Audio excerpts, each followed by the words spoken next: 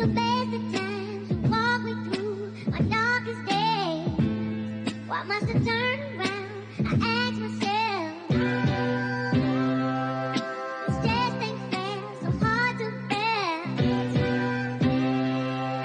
I'm not really sure these days, You walk away, you know away. Welcome back to the show, Foster Rash Week, Gaeilge Weekly, episode number 91 this week. Agron ever Mika Hain on Sochtan Show. And bit by bit, piece le piece, we are getting closer and closer to Tomatic Drudgem le Hagron ever Ein Chade episode number 100. I think it'll be coming out the start of June if I've got my maths right. Capam Gamaisha ag Chachtamak ag Tus Mi Vehuf, if I'm correct there, Matan Kartagum on Shin. So still not fully sure. One or two plans in mind, but I don't think it's going to be anything too crazy. But I'll try to do something a bit different, a bit special. Ní bhaid sé aon rud ro speisialta tíimidíocht rud aigen difriúil a dhéanú an Sochtan sin arénos. So, how are we all doing? Conas atá siv galéir. I hope everything is good. Tásúil agam gúil gachrod goma. Everything is good here. I'm still in Italy, so the gachrod come out and shut. My fós in Iodáil, and very happy to still be here. Lán sásta of a fós an show. When you guys are listening to this podcast, near tá sibse ag éisteacht leis on both Craila show, I will be either back in Seville or at the very least in the air, hopefully, if there's no delay. So, by my Rasha Seville, no air liad, san air, mona will. Ein moille an etchel shit there's no delay, Lacuna J. Hopefully, because I'm flying back, I think 6 p.m. tomorrow as I record this, which is 6 p.m. on Wednesday. So by my getchels trash egg a shea clog air on Gaeilge. So it's been really good. It's nice to have done a full 2 weeks, or to have almost done a full 2 weeks at this point. The Ceisteanna caiiciis umlán a bheith Déanta agam, or build caiiciis egg on buinse show. And to have that kind of extended time, not to be rushing about on Tom nís fuide sin a bheith agam agus gan Jeffer a bheith not to have pressure on myself to have, do this today and do this, and you have to go to this place, gan on brew sin a bheith caiitú dulg gianacho caiitú in a rud show. So it's been a lot nicer because of that. Bhí sé ó bhfad níos deise mar gheall sin, in my opinion, at least in a hirm. And I guess if it's my life, then it's not just my opinion, it's just in my experience.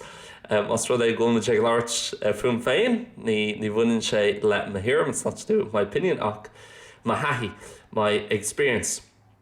So yeah, it's been good. What have I been up to since I spoke to you guys last week? Cad a bhí siúil agam on Orieranach around Iglarts on Sochtan Shakacha. Well, last week the weather wasn't great here. Ní raibh I'm sure Gahintak on Sochtan Shakacha. I mean, it wasn't too bad. There was only one day maybe that was a washout. Ní raibh ach lá one in around sé a chur báistí an lá ar fad. So it was a bit not limited, but you know, it's raining. It's maybe some stuff that you're like, I'll just stay inside instead of going out doing this, doing that. You know, Orrington or atá sé chur báistí just níos éasca fánach sé teach agus rudaí a dhéanamh sa teach instead of, I'll go out and do this or do that. Tá mé huntal amach agus é sin a dhéanamh nó é seo a dhéanamh. But I was still able to get out and do a few different things. I went to a few different events to make a cúpla imeacht difriúil, and it was nice to get to know a few different people. Bhí sé deas an aithne a chur ar cúpla duine difriúil. As well as that, chomhpháirtíocht sin, it was nice to be able to travel about a bit. The main trip bhí sé deas an taistil timpeall na háite beagnaíonn. The main trip I did on Príomhthurst aruna mé ná hui mé go Imola. I went to Imola, which is where there's a F1 track, one of the two Italian F1 tracks that I used today. Ceann den dá track F1 atá in úsáids inniu. And it's quite a famous track, I suppose, for the wrong reasons. Tá sé cháú is dócha Marielle ar fá beagnaí brónach for kind of a sad reason that Imola is where the place where Ayrton Senna died in 1994, and also Roland Ratzenberger on the same weekend. Sin an lot for Ayrton Senna boss in Níteag Nócha Cahar, agus Roland Ratzenberger Cóbh Air on Jera Shot and Akena on the same weekend.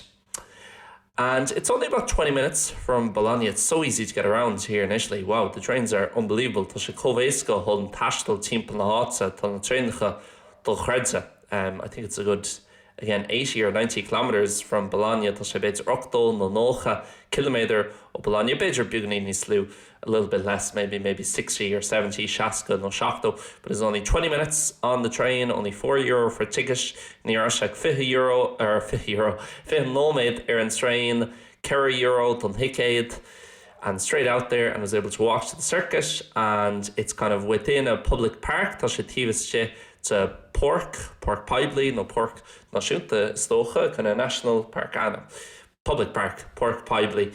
And so you're able to go around, and there's a big memorial and kind of statue and tribute for Ayrton Senna. So tá áit sin le Jaliv agus Cuimhnaán, so with a statue and a memorial like Ayrton Senna. On the cool, and it's like very cool. And when you go there, you realize, well, the love and admiration people had for Ayrton Senna an grá agus made some mass a bhí ag daoine agus atá ag daoine fós the Ayrton Senna. It's unbelievable. Tá sé dul chreidte, because you get to the well, even before you get to the Ayrton Senna statue, you can't even see it. Níl tú an eáil, and you already see all these flags up against the gate, which is basically right beside where he crashed and where he died. Dearcanacha leis an áit a bhí an timpiste aige agus dearcanacha leis an áit for sé boss at the Tamburello corner ag an Cunha Tamburello. And you see all these flags, and it goes on for 60 or 70 meters at least, just flags from everywhere. Bratacha ó chula áit ó Brazil, Arnoi, Marial gur Brazilic a bhí because he was a Brazilian. Agus an sin, then you have flags from Poland, from Ireland, from Spain, Italy, Germany, wherever, on Iodáil, on Spain, Air, on Fólin, on Chiarmon. Everywhere regional flags like Asturias, one of the regions in Spain, which has a very famous flag, or Sardinia or Corsica, or all these different flags on its bratacha zifrúla show, or different notes, kind of handwritten notes, noti scrífa le love, with a little kind of tribute or poem or a note for Ayrton.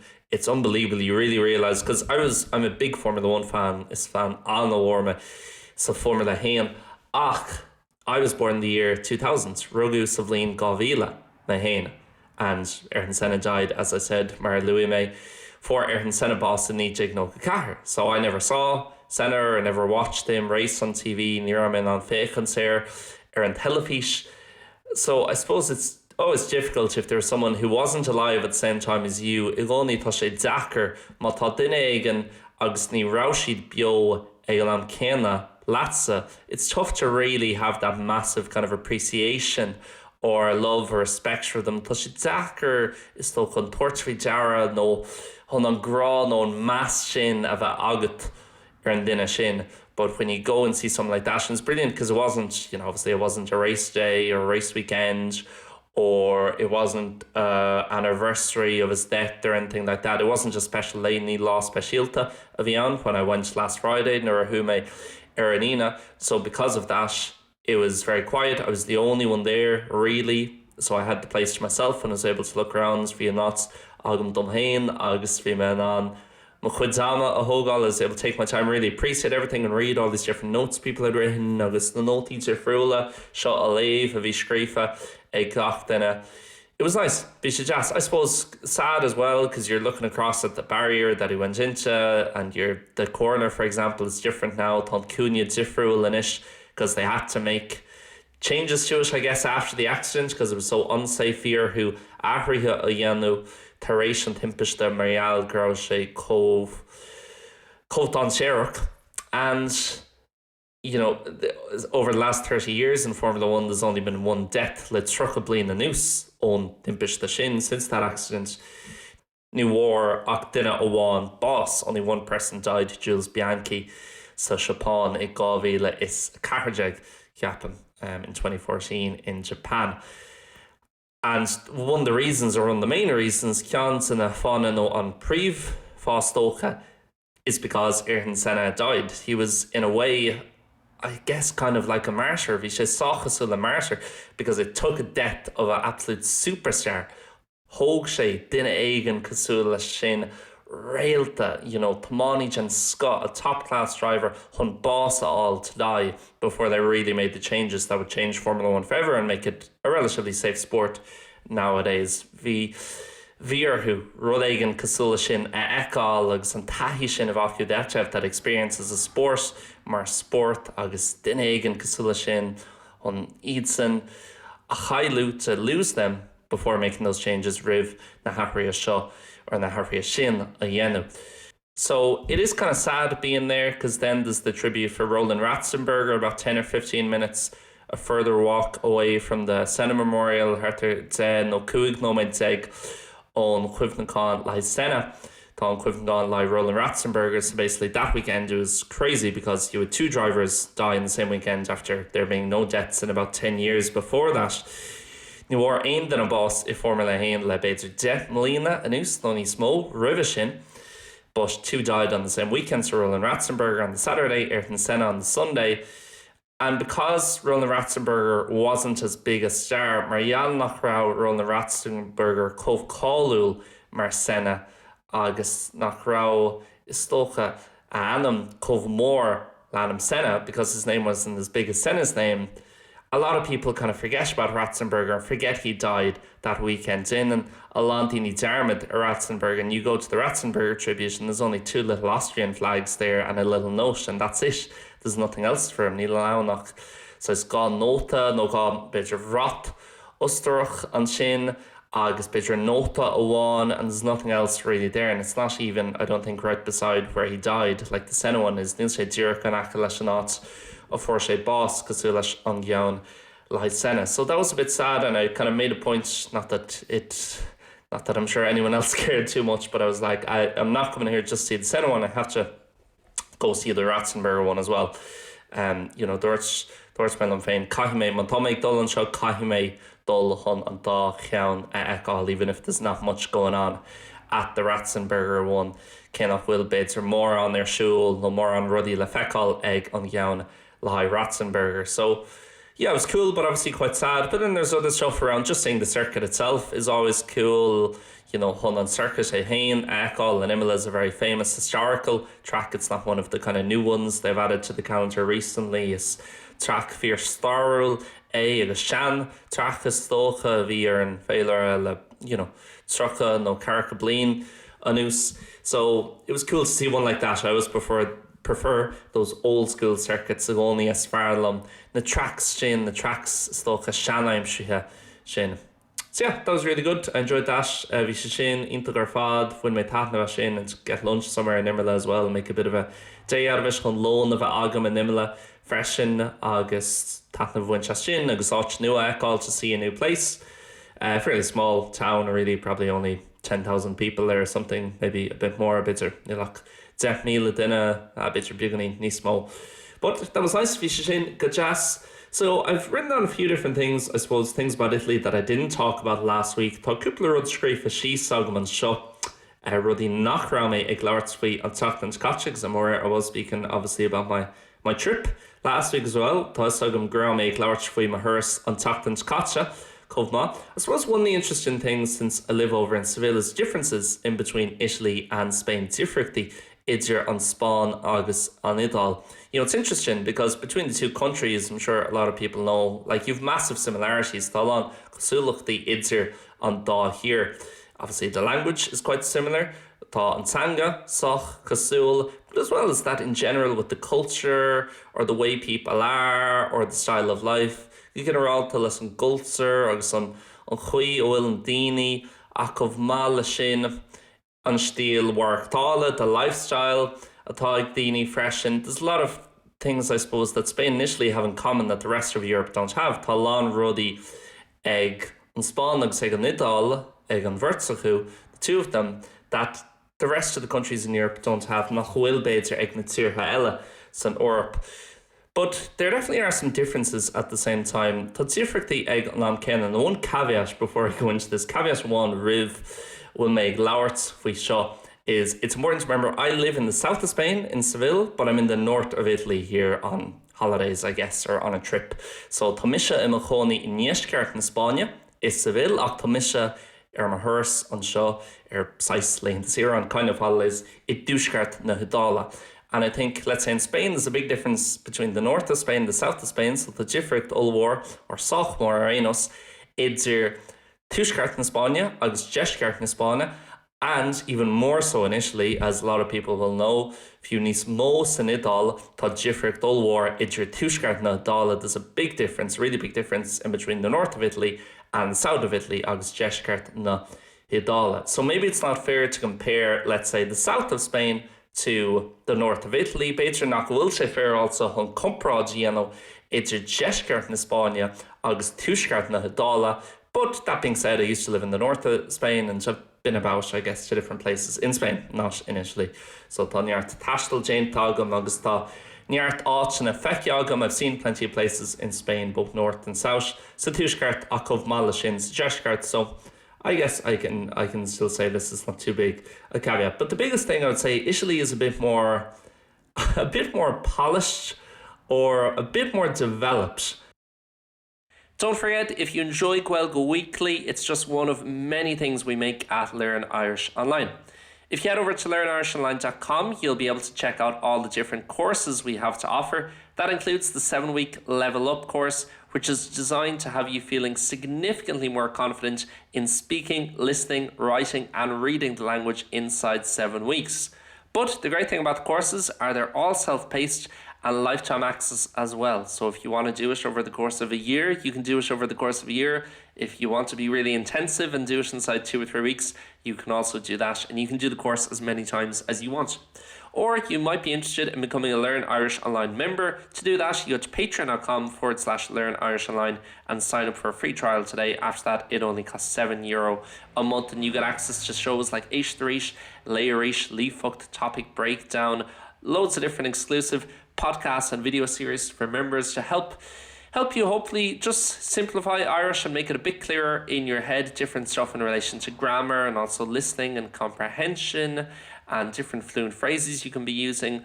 And as well as that, you get some Gaeilge Weekly benefits. You get the show on a Tuesday instead of a Wednesday, and you get it without these little ad inserts that we often put in. Thank you very much for listening to the podcast. Arash Chuig on show. Maybe. Not that either country is poor and they may grow goil an Iodáil non spawn goil she bocht churbe. So not developed in that sense, but I'll give you some examples. So one is, let's say, clothes, right? So Italy, I think a lot of people will know by Ceisteanna, and it's true. When I travel, I would say stereotypes are more true than you would think. You know, people like nowadays not to use stereotypes, but they're stereotypes and they're cliche for a reason. Tá siad cliche agus stereotypes tá siad an sin tá fá low. You know, there's a reason for them, and that's because normally there's some truth to a stereotype, or there was historically. Tegan lá tá sé sin marial goil rudagan fear leis an stereotype sin no bhí beidir ribh seo there maybe was before. So I mean, in Seville, for example, people dress very well, and people definitely dress better in Spain than in Ireland. Gan dát tá daoine gléasta níos fearr agus tá fashion no stíl níos fearr in a hiramse arénos, in my opinion, at least in Spain than in Ireland. In Spain, they don't wear any tracksuits or any of that. It's always kind of a nice shirt, or at least a nice t-shirt, léna jazz or aerolide tílena jazz, and you know, a nice pair of jeans whenever you leave the house. Only breach the game nor a hand to a mock. But here in Italy, like next level, like everything, the sunglasses and speakly grain that even on a bus or a train, often keeping the sunglasses on, and a very nice jacket on the ass, particularly in Milan. When I was in Milan last weekend or 2 weekends ago now, gohorithe in Milan, there bhí me an sin ní an tíir seachtainna sichatsa ach an tíir seachtainna ribh sin.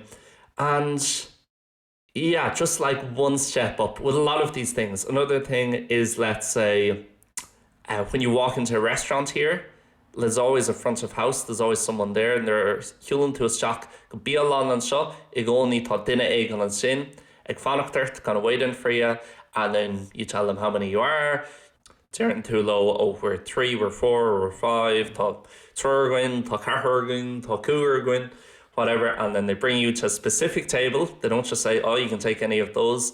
You know, Saints leat go bauert óirithe agus dearan siad fearfa an seo an bhfuil si bhgéirí rud éigean le hole, do you want something to drink, and so on. But in Spain, like sometimes you go in, even to a restaurant, like not just to a bar, or into chain to a isteacht sa Spáin, go Bígí, and like there'll be no one there waiting for you, and you just basically pick out a table for yourself, just puke into a mock board that's rain. And that's not, by the way, this isn't like saying, oh, Italy's better than Spain.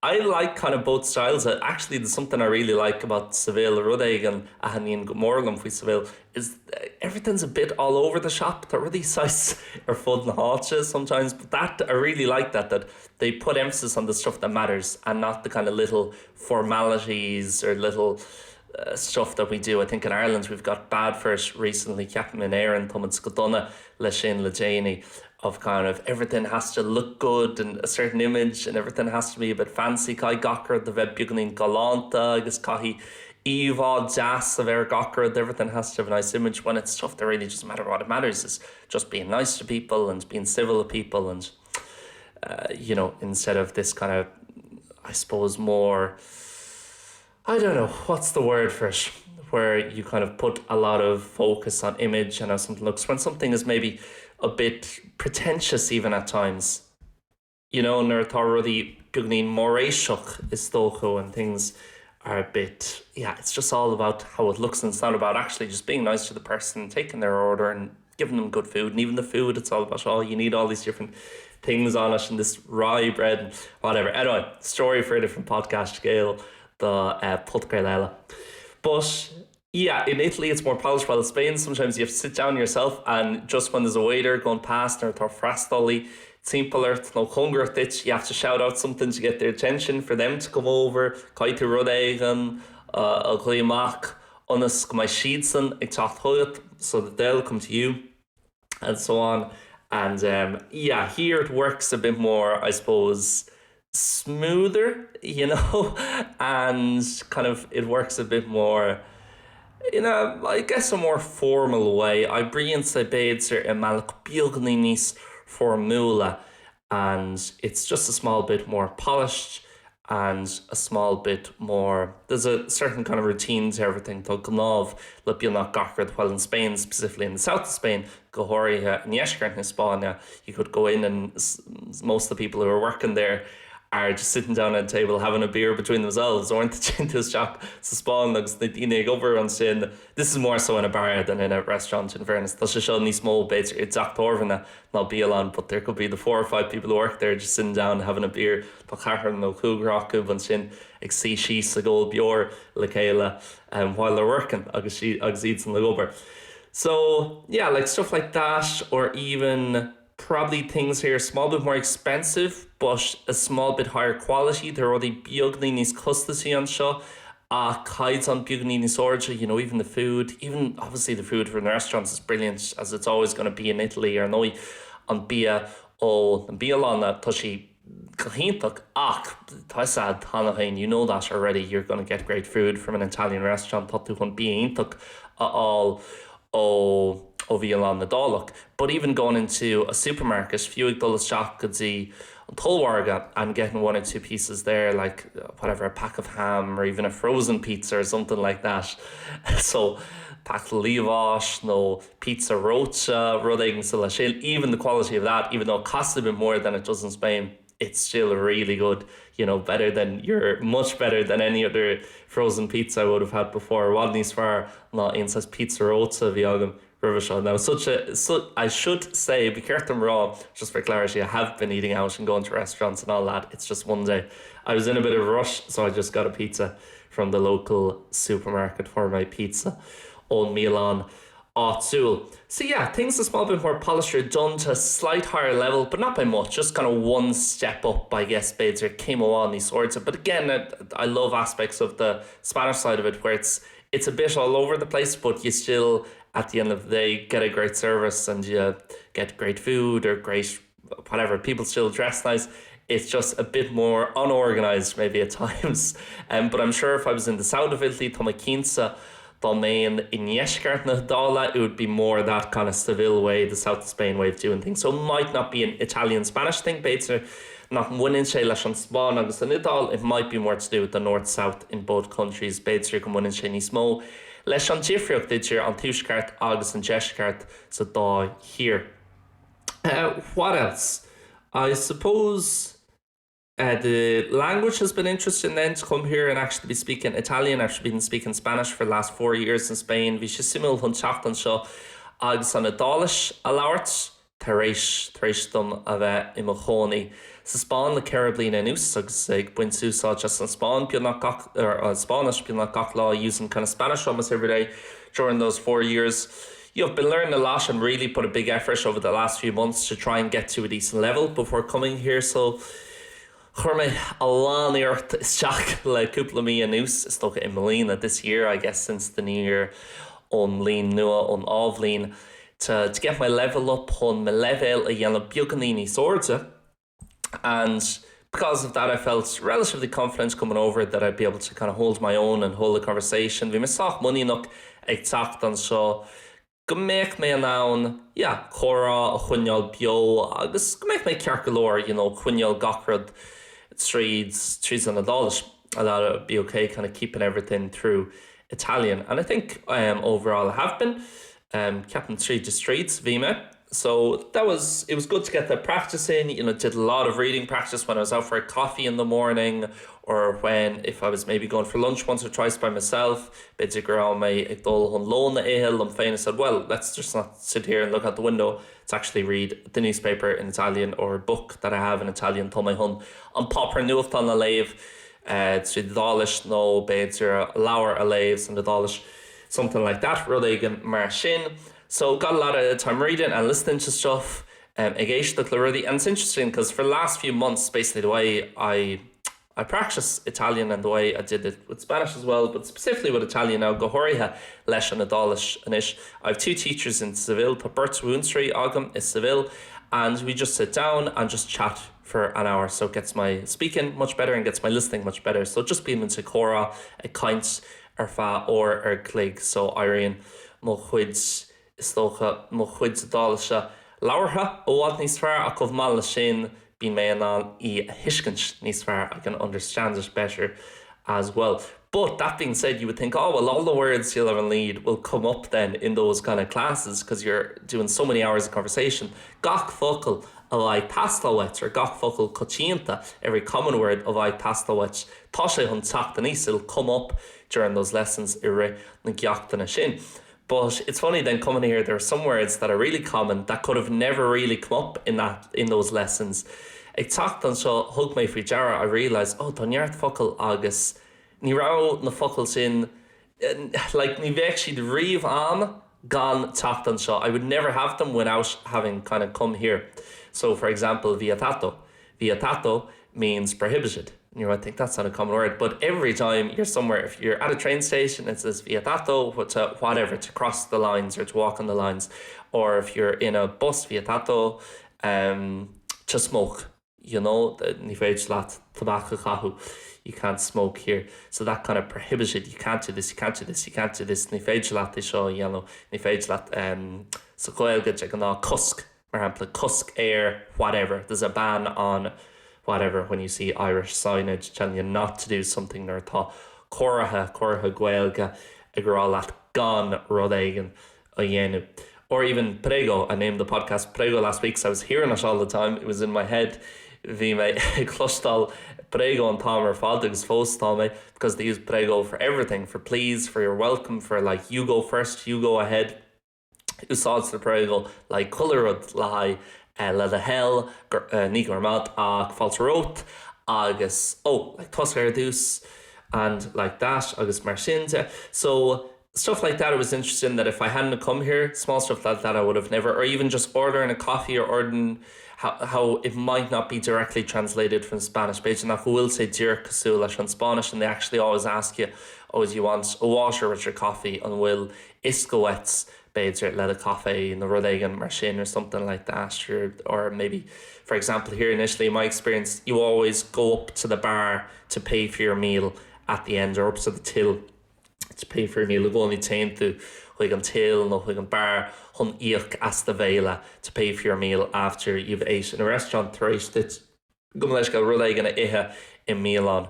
So stuff like that, even if it wasn't directly stuff with the language, just stuff in terms of customs, I guess that makes it sound real old school customs. But just the way things are done on chuid will ruddy Déanta, and that was really interesting for me as well, and really happy that it came here. And this was kind of a trial run to do 2 weeks initially. We should show because a trial run on caiicí sían on shows in Iodáil, because I am so lucky with my job. Tá dearagram le fust that I can travel around, go bhfuil me on tastal timp na háte, and that I work online and can kind of manage my own hours. For people who don't know, learnirishonline is my full-time job. Mona bhfuil éisteacht LIO, learnirishonline, sin my first lá aimsrithe. So I'm very lucky, and I'm thinking of, I'm definitely staying in Seville for the foreseeable. Tá mé an fánach de Seville gone out on tauchi for a couple of blin ella liad for a few more years at least, but maybe I should kind of be taking the opportunity to travel a bit more with my job instead of just going to random different places that are really touristy, and kind of just doing the touristy stuff and pick out a country like Italy where I kind of have the language definitely not perfectly far from it, ní go but to be able to go somewhere like here kind of once, twice, maybe 3 times a year, or one go or 3 or I written a blina in line the blina. And just come here and work here for a week, for 2 weeks at a time, or for Ceisteanna, for a caiicí gach or. And this was kind of a trial run to see how it goes and to get used to a lot of things on dul dahi le lán rudí, and I'm really happy I did it. And always when you're traveling, and especially for 2 weeks, I only never thought we'd tastal go or for caiicí, especially for a fortnight, you're gonna have up moments and up days and down days, leanta in the will to mohu gihinta, clehinta, jerk lehinta, stoke bad days, nach will to mohu gama, and that's absolutely fine. That's to be expected. But it's good to just come and I suppose learn a lot of things in terms of the language, the culture, just to get away, do something different for a while, meet different people, and dul and nach her or going to furlough. But I don't want to put out this image that I was loving it every day and it was all la dolce vita, the sweet life kind of every day. No, there were days as well where I didn't enjoy it, and it's just a bit like, I'd prefer to be back in Seville or back in Ireland now. I feel a bit like this or that, or it was raining and couldn't do anything. We should cur báistí. It was if you make area of Arash Seville and Erin, of course, or no.